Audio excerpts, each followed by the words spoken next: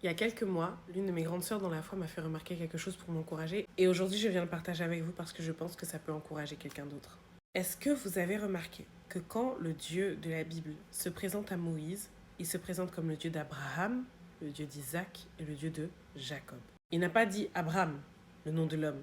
Il a dit Abraham, la version de l'homme qui a rencontré celui qui était. Il a dit Isaac, bon Isaac a toujours eu le même prénom, et à vrai dire, on ne connaît ni l'avant ni l'après-rencontre d'Isaac avec Dieu. Peut-être qu'il a juste tout simplement porté l'alliance que son père avait. Mais quand il s'agit de Jacob, Jacob était déjà devenu Israël quand Dieu rencontre Moïse. Et pourtant, c'est bel et bien le nom de Jacob que Dieu utilise pour se présenter à Moïse. Comme pour lui dire qu'il était le Dieu des hommes intègres, mais aussi le Dieu de ceux qui étaient des brigands avant de le rencontrer.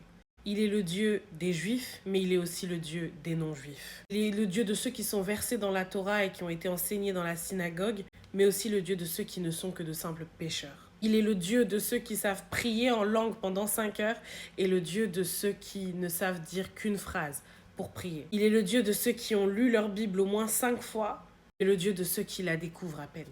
Il est le Dieu des personnes qui se marient vierges et le Dieu des personnes qui se marient en ayant eu un divorce derrière ou des enfants avant de se marier. Il est le Dieu de ceux qui étaient de bons élèves à l'école, mais il est aussi le Dieu de ceux qui étaient des cancres et qui ont besoin de lui pour faire mieux. Le Dieu de ceux qui viennent d'une bonne famille, il est aussi le Dieu de celui qui est le plus petit parmi la plus petite famille, de la plus pauvre des familles, de la plus petite tribu d'Israël. Il est le Dieu de ceux dont on connaît le nom, mais il est aussi le Dieu de ceux qui sont anonymes. Il est le Dieu des grands, mais il est aussi le Dieu des petits. Il est le Dieu des forts, mais il est aussi le Dieu des faibles.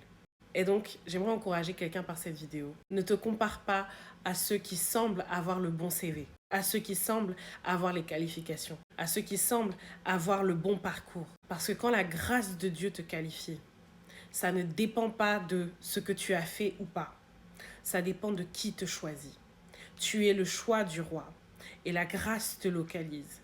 Et si aujourd'hui tu es en Christ, alors toutes choses anciennes sont passées et toutes choses sont devenues nouvelles. Et comme tu es une nouvelle créature, les promesses de Dieu se renouvellent aussi pour toi. Et d'ailleurs, ce qu'il a dit pour toi avant que tu ne tombes, tient toujours. Accroche-toi à la grâce de Dieu bien-aimé.